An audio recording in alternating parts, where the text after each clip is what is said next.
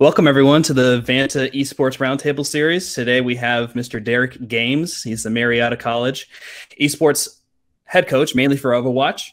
I also have Jim Roche here, who's with Vanta Leagues, along with me. I am on the community management team here. And we just want to have a series where we talk with esports professionals and get to know them a little bit better, and then hopefully you can learn something from it. So obviously, since you said you had no experience coming in, but over these years, what is your process when it comes to coaching? So like this might relate to more of our coaches within Vanta and how they can improve as a coach, but describe your process of coaching and kind of what you see as effective when it comes to coaching, especially these collegiate athletes who are just kind of coming out of high school, might have some ways to grow up, so to speak. But then also, obviously, you need to get into the hard skills of the game when it comes to Overwatch. So it's a nice fine line to balance, I would say. You need to maintain the attention and the skill level for the mechanics of the game, but you also need to, ultimately, in a game like Overwatch, and this may not be like for every esport because it's individual teams and whatnot, but you got to have that ability to work together and identify everybody else's personality styles and how they're going to react in certain situations. And ultimately, I would say I try to do a nice 50-50 split where it's we'll say game development and the player development at the same time. So before, I mostly focused on game development, knowing, maps, knowing different compositions, ultimates and abilities, things that are just based off of the game itself rather than the team dynamic. And now I'm starting to realize that a lot of my shortcomings are from the other side of the equation in that player and team development sector. Yeah, I mean, I would say in a majority of esports, unless it's like an individual one like Madden, for example, there's a lot of merit to how people communicate and how they interact with each other, especially when you have that platform of playing. Whether it's a traditional sport like basketball or esports, people are going to get quote-unquote tilted. People are going to also shut down in certain situations when they're playing bad, and then they play worse because they're emotional. Or you even have like the opposite end of the spectrum where you have people who think they're the best player on earth, and that ultimately is going to affect the attitude and the performance of the team as well. What are some of the things that you do in practice to really hone in on that skill development from a comms and teamwork and leadership standpoint? Because it's huge for us, because we're doing the same, right? We're balancing the game skill development as well as some of those other aspects. So I'd love to hear a little bit more about how you guys go about it. So especially when it comes to like my game in particular, Overwatch, where you're having to build a team of 6 people that all have different roles and different jobs that they need to be doing at any given time. I would say one of the most utilized resources and tools that I as a coach use is determining an in-game leader, or like a captain for the day, we'll say. Typically, it's the person that's going to have the best game sense in the moment, and that can change, honestly, from players throughout the semester.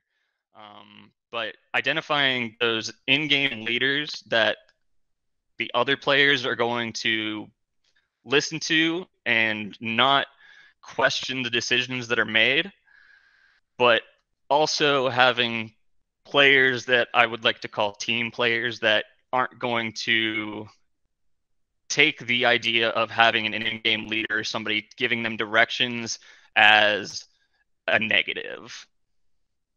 What kind of qualities do you see in kids coming out of high school that end up becoming good or some of your better collegiate players? What kind of qualities do they have, either like personality-wise or even mechanically? Mostly personality-wise, I believe, is kind of makes a really big difference. But what kind of qualities do you see in those people that make them successful in college? So I would have to be honest and say that this is going to depend wholly on, the individual coach and the institution in which they're at. For some of my colleagues, they do not care how you act. They don't care, about past demeanor and everything. All they want to see is numbers. Whether or not that's ultimately going to lead to a better team, I speculate against it. But for me, when I am wanting to interact and, seek out players for my potential teams, I'm looking for, one, are they teachable?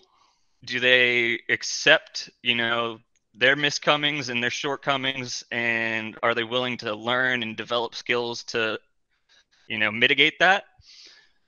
Are they willing to develop communication skills, not only within the game, but within the entire program or organization as well?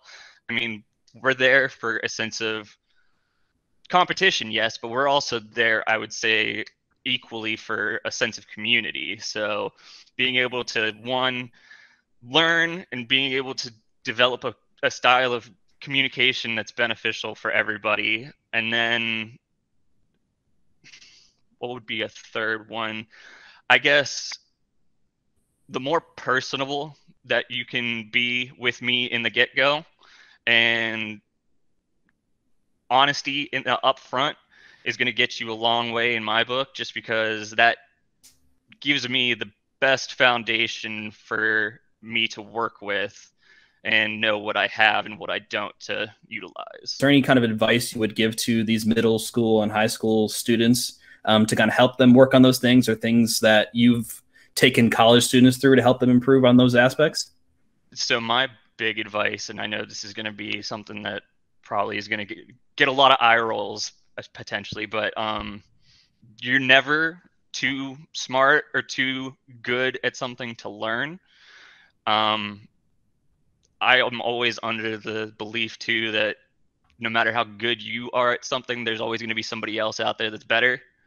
So the moment you can come to like realize that and channel that for a motivation is the sooner you're going to find success, not only within yourself, but with, the teams and the organizations around you. So don't ever think that you're not, or you're too good or you're too smart to take advice or to listen to a coach or a friend or another player. And yeah, so that would, my biggest advice would be that. Yeah, I love that. And so that's definitely something we try and impart on our players as well, is to have the growth mindset and learn something new every day, be open to learning every day. And ultimately, you're going to be better off for it.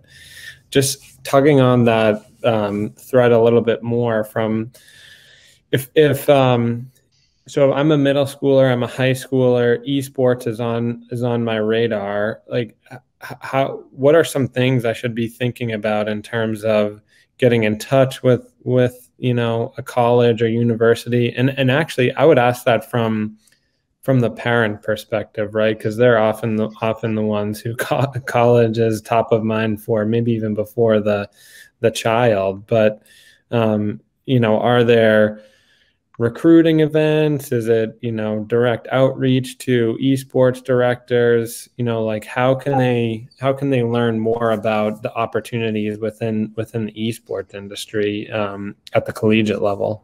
So when it comes to recruitment and things like that, on our end personally, I know that a lot of the times players that ultimately do end up within at our institution are the individuals that we've seeked out actively. We are actively working against that to implement more of what we would say are net new students, people that are there that didn't know that we had an esports program, or are coming strictly for it. So, but I would say in terms of wanting to find out more information, the earlier you can decide that this is something that you want to pursue, the better, because that gives you more time ultimately to do your research. Like, I'm sure I kind of touched on it before, but every institution, every school, college, university is different in terms of how they're going to approach their program. The earlier you can figure out what you want in the program and know that esports is something that you want to pursue, I say the better, because it is going to give you the time to make that network and find those different institutions that may, vibe with you more. And again, sort of want to understand a little bit more from your perspective. Like, what if I'm trying to convince a parent of the benefits of esports, say, what would you tell them based on your experience and, what you've personally experienced, what you've seen with your student athletes? Why should they let their kid participate in esports, and what are those benefits? So I like to compare it in terms of like just traditional team sports as well, in that there is a whole network of skill development going on within a competition or within a game. So not only are my players, using the hand-eye coordination and working on their actions per minute and their precision and stuff like that, but we've touched upon it, but communication is a massive, massive part within our sports realm. So the different facets that are going to be brought together in participating in esports, I believe, is nothing but beneficial. Not only that, but if you're interested in the industry as a whole, I feel like opportunities within broadcasting, marketing, social media, all these different subsets that are what I would say transferable skills to other markets can all be developed within the esports realm. And it would be something almost to the tune of that would maintain and catch students' interests more than other things, I would say. Yeah. And like traditionally, you asked the question of, what do you want to be when you grow up, to kids, and in the past it's been like doctor, lawyer, et cetera, baseball player. Yeah. Now it's like, professional esports player, I want to be ninja. Yeah, something gamer related. I want to be a YouTube stream, I want to be streaming and all that stuff. So the landscape has changed. And, parents have to be wise to it, frankly, and understand that, it's not the same when they were growing up, and now there's this whole host of opportunities. And I think one of the things that I'm really excited about with Vanta Leagues is creating this, I guess, flywheel, for lack of a better term, where, we're working with youth players ages 9 to 14. So we're getting them when they're relatively young. We're teaching them how to get better in games, but more importantly, we're teaching them to be better gamer citizens. And so we're, starting to improve the ecosystem as much as we can, bit by bit, and then also grow with them. And so right now we're just youth, but we plan to, expand into other opportunities and other offerings beyond just leagues. And where the flywheel comes into play too is, as they get older and, they're, a senior in high school, or they reflect back on their Vanta Leagues days, we have broadcasting opportunities, coaching opportunities, internship opportunities. And so we really start to build out our community quite a bit. And, we've got coaches who are referring players, and then coaches who are coaching, and then also, helping out on the marketing side or something like that. And so it's a really, really amazing experience to see the community start to be built out. And what has, I wouldn't say this has shocked me, but I think what has been truly enlightening is that I would say almost 100% of the people that I talk to in esports and gaming is they truly just want the ecosystem to continue improving, and so everybody is so open to helping it continue to flourish, which I think is